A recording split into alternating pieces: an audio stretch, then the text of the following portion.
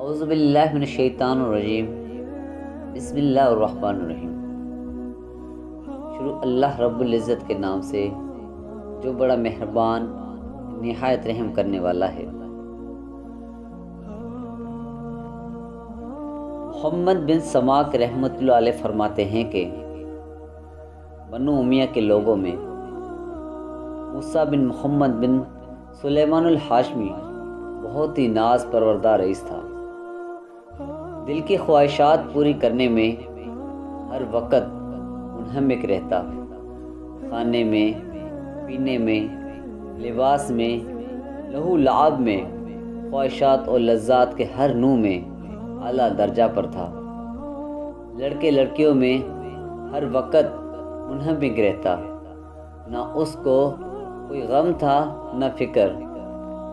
خود بھی نہایت ہی حسین چاند کے ٹکڑے کی طرح سے تھا۔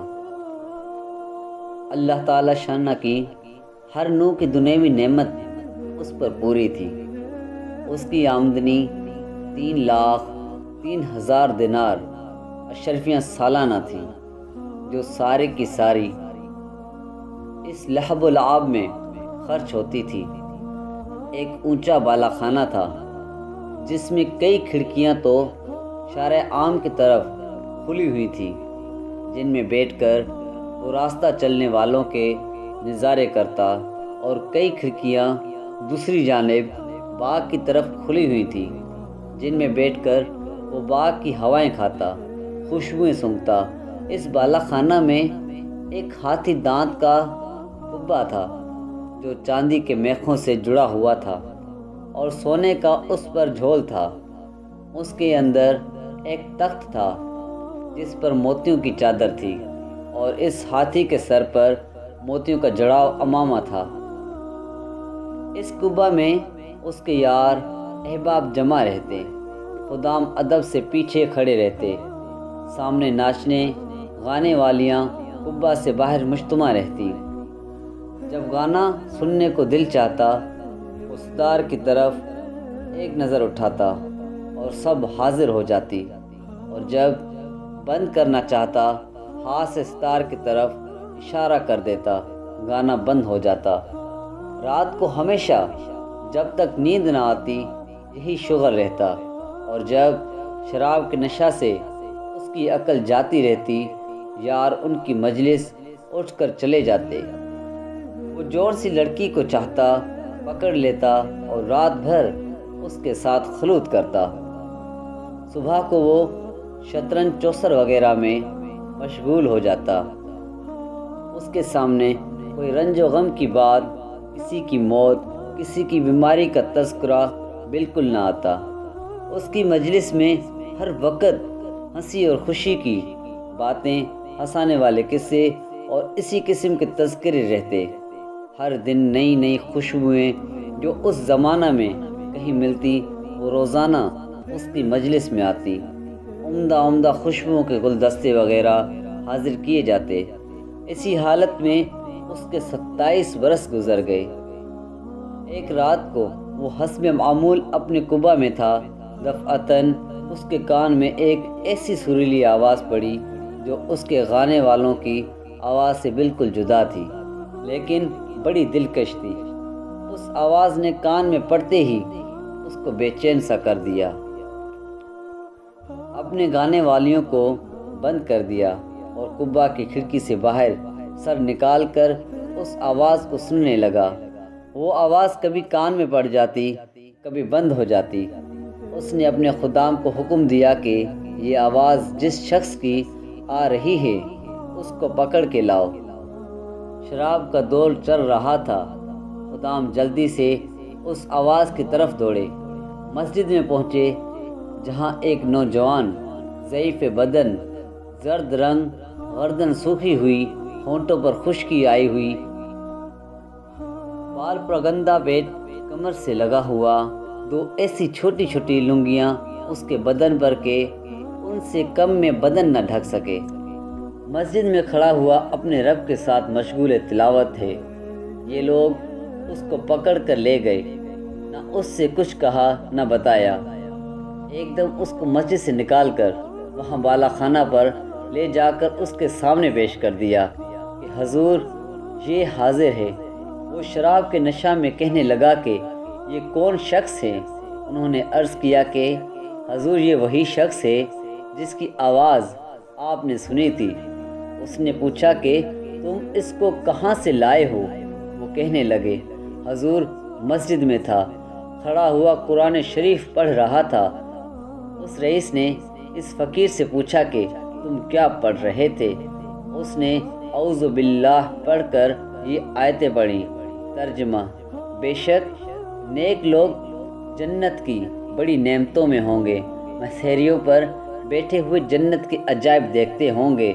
اے مخاطب، تو ان کے چہروں پر نعمتوں کی شادابی اور سرسبزی محسوس کرے گا اور ان کے پینے کے لیے خالص شراب سربہ مہر جس پر مشق کی مہر ہوگی ملے گی۔ ایک دوسرے پر حرص کرنے والوں کو ایسی ہی چیزوں میں حرص کرنا چاہیے کہ یہ نعمتیں کس کو زیادہ ملتی ہیں، اور ان کا ملنا اعمال کی وجہ سے ہوتا ہے، اس لیے ان اعمال میں حرص کرنا چاہیے جن سے یہ نعمتیں حاصل ہوں۔ اور اس شراب کی آمیزش تسنیم کے پانی سے ہوگی۔ شراب میں کوئی چیز ملائی جاتی ہے تو اس سے اس کا جوش زیادہ ہو جاتا ہے، اور وہ تسنیم جنت کا ایک ایسا چشمہ ہے جس سے مقرب لوگ پانی پیتے ہیں، یعنی اس چشمہ کا پانی مقرب لوگوں کو تو خالص ملے گا، اور نیک لوگوں کی شراب میں اس میں سے تھوڑا سا ملا دیا جائے گا۔ اس کے بعد اس فقیر نے کہا، ارے دھوکہ میں پڑے ہوئے، تیرے اس بالا خانہ کو، تیرے ان فرشوں کو، ان سے کیا مناسبت؟ وہ بڑی اونچی مسحریاں ہیں، پر فرش بچھے ہوئے ہیں، ایسے فرش جو بہت بلند ہیں، ان کے استردویز ریشم کے ہوں گے۔ وہ لوگ سبز مشجر اور عجیب و غریب خوبصورت کپڑوں پر تکیہ لگائے ہوئے ہیں۔ اللہ کا ولی ان مسحریوں سے ایسے دو چشموں کو دیکھے گا جو دو باغوں میں جاری ہوں گے۔ ان دونوں باغوں میں ہر قسم کے میوے کی دو دو قسمیں ہوں گی کہ ایک ہی قسم کے میوے کے دو مزے ہوں گے۔ وہ میوے نہ ختم ہوں گے نہ ان کی کچھ روک ٹوک ہوگی، جیسا کہ دنیا میں باغ والے توڑنے سے روکتے ہیں۔ وہ لوگ پسندیدہ زندگی میں بہت بلند مقام پر جنت میں ہوں گے، ایسی عالی مقام جن میں ہوں گے جہاں کوئی لغو بات نہ سنیں گے۔ اس میں بہتے ہوئے چشمے ہوں گے، اور اس میں اونچے اونچے تخت بچھے ہوئے ہوں گے، اور آب خورے رکھے ہوئے ہوں گے، اور برابر گدے لگے ہوں گے، اور سب طرف قالین ہی قالین پھیلے ہوئے پڑے ہوں گے کہ جہاں چاہیں بیٹھیں۔ ساری ہی جگہ صدر نشین ہے۔ غاشیہ وہ لوگ سایوں اور چشموں میں رہتے ہوں گے۔ اس کے جنت کے پھل ہمیشہ رہنے والے ہوں گے، کبھی ختم نہ ہوں گے، اس کا سایہ ہمیشہ رہنے والا ہوگا۔ یہ تو انجام ہے متقی لوگوں کا، اور کافروں کا انجام دوزخ ہے۔ وہ کیسی سخت آگ ہوگی، اللہ تعالیٰ ہی محفوظ رکھے۔ بے شک مجرم لوگ جہنم کے عذاب میں ہمیشہ رہیں گے، وہ عذاب کسی وقت بھی ان سے ہلکا نہ کیا جائے گا، اور وہ لوگ اس میں مایوس پڑے رہیں گے۔ بے شک مجرم لوگ بڑی گمراہی اور حماقت کے جنون میں پڑے ہوئے ہیں۔ ان کو اپنی حماقت اس دن معلوم ہوگی جس دن منہ کے بل گھسیٹ کر جہنم میں پھینک دیے جائیں گے، اور ان سے کہا جائے گا کہ دوزخ کی آگ لگنے کا، اس میں جلنے کا مزہ چکھو۔ وہ لوگ آگ میں اور کھولتے ہوئے پانی میں اور کالے دھوئیں کے سایہ میں ہوں گے۔ مجرم آدمی اس بات کی تمنا کرے گا کہ اس دن کے عذاب سے چھوٹنے کے لیے اپنے بیٹوں کو، بیوی کو اور سارے کنبہ کو جن میں وہ رہتا تھا، اور تمام روئے زمین کے آدمیوں کو اپنے فدیہ میں دے دے، پر کسی طرح عذاب سے بچ جائے۔ لیکن یہ ہرگز نہ ہوگا۔ وہ آگ ایسی شعلہ والی ہے کہ بدن کے خال تک اتار دے گی، اور وہ آگ ایسے شخص کو خود بلائے گی جس نے دنیا میں حق سے پیٹھ پھیری ہوگی، اور اللہ تعالیٰ کی اطاعت سے بے رخی کی ہوگی، اور ناحق مال جمع کیا ہوگا، اور اس کو اٹھا کر حفاظت سے رکھا ہوگا۔ یہ شخص نہایت سخت مشقت میں ہوگا اور نہایت سخت عذاب میں، اور اللہ تعالی شانہ کے غصہ میں ہوگا، اور یہ لوگ اس عذاب سے کبھی نکلنے والے نہیں ہوں گے۔ اس کلام میں اس فقیر نے جنت اور دوزخ کی بہت سی آیات کی طرف اشارہ کر دیا۔ وہ ہاشمی رئیس فقیر کا کلام سن کر اپنی جگہ سے اٹھا اور فقیر سے معانقہ کیا اور خوب چلا کر رویا، اور اپنے سب اہل مجلس کو کہہ دیا کہ تم سب چلے جاؤ، اور فقیر کو ساتھ لے کر صحن میں گیا اور ایک بوریے پر بیٹھ گیا۔ اپنی ساری جوانی پر نوحہ کرتا رہا، اپنی حالت پر روتا رہا، اور فقیر اس کو نصیحت کرتا رہا یہاں تک کہ صبح ہو گئی۔ اس نے اپنے سب گناہوں سے اول فقیر کے سامنے توبہ کی اور اللہ تعالی شانہ سے اس کا عہد کیا کہ آئندہ کبھی کوئی گناہ نہ کرے گا۔ پھر دوبارہ دن میں سارے مجمع کے سامنے توبہ کی اور مسجد کا کونا سنبھال کر اللہ تعالی شانہ کی عبادت میں مشغول ہو گیا، اور اپنا سارا ساز و سامان، مال و متاع سب فروخت کر کے صدقہ کر دیا، اور تمام نوکروں کو موقف کر دیا، اور جتنی چیزیں ظلم و ستم سے لی تھیں سب اہل حقوق کو واپس کی۔ غلام اور باندیوں میں سے بہت سے آزاد کیے اور بہت سے فروخت کر کے ان کی قیمت صدقہ کر دی، اور موٹا لباس اور جو کی روٹی اختیار کی۔ تمام رات نماز پڑھتا، دن کو روزہ رکھتا، حتیٰ کہ بزرگ اور نیک لوگ اس کے پاس زیارت کو آنے لگے، اور اتنا مجاہدہ اس نے شروع کر دیا کہ لوگ اس کو اپنے حال پر رحم کھانے کی اور مشقت میں کمی کرنے کی فرمائش کرتے، اور اس کو سمجھاتے کہ حق تعالی شانہ نہایت کریم ہیں، وہ تھوڑی محنت پر بہت زیادہ اجر عطا فرماتے ہیں۔ مگر وہ کہتا کہ دوستو، میرا حال مجھے کو معلوم ہے، میں نے اپنے مولا کی رات دن نافرمانیاں کی ہیں، بڑے سخت گناہ کیے ہیں۔ یہ کہہ کر وہ رونے لگتا اور خوب روتا۔ اسی حالت میں ننگے پاؤں پیدل حج کو گیا۔ ایک موٹا کپڑا بدن پر تھا، ایک پیالہ اور ایک تھیلا صرف ساتھ تھا۔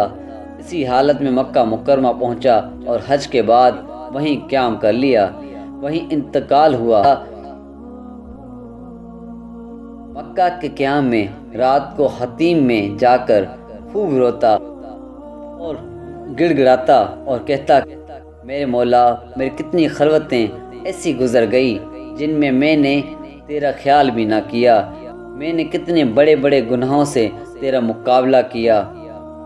میرے مولا، میری نیکیاں ساری جاتی رہیں کہ کچھ بھی نہ کمایا، اور میرے گناہ میرے ساتھ رہ گئے۔ ہلاکت ہے میرے لیے اس دن جس دن تجھ سے ملاقات ہوگی، یعنی مرنے کے بعد۔ میرے لیے ہلاکت پر ہلاکت ہے، یعنی بہت زیادہ ہلاکت ہے۔ اس دن جس دن میرے اعمال نامے کھولے جائیں گے، وہ میری رسوائیوں سے بھرے ہوئے ہوں گے، وہ میرے گناہوں سے پر ہوں گے، بلکہ تیری ناراضی سے مجھ پر ہلاکت اتر چکی ہے، اور تیرا عتاب مجھ پر ہلاکت ہے، جو تیرے ان احسانوں پر ہوگا جو ہمیشہ تو نے مجھ پر کیے، اور تیری ان نعمتوں پر ہوگا جن کا ہمیشہ میں نے گناہوں سے مقابلہ کیا، اور تو میری ساری حرکتوں کو دیکھ رہا تھا۔ میرے آقا، تیرے سوا میرا کون سا ٹھکانہ ہے جہاں بھاگ کر چلا جاؤں؟ تیرے سوا کون ایسا ہے جس سے التجا کروں؟ تیرے سوا کون ہے جس پر کسی قسم کا بھروسہ کروں؟ میرے آقا، میں اس قابل ہرگز نہیں ہوں کہ تجھ سے جنت کا سوال کروں، البتہ محض تیرے کرم سے، تیری عطا، تیرے فضل سے اس کی تمنا کرتا ہوں کہ تو مجھ پر رحم فرما اور میرے گناہ معاف کر دے۔ میرے پیارے دوستوں، اگر یہ ویڈیو آپ کو پسند آئی ہو تو اس کو لائک اور اپنے دوستوں کے ساتھ شیئر ضرور کریں، اور اس طرح کی اچھی اور مزید ویڈیو دیکھنے کے لیے ہمارے چینل کو سبسکرائب کریں۔ تو پھر ملتے ہیں انشاءاللہ اگلی ویڈیو میں، تب تک کے لیے اللہ حافظ۔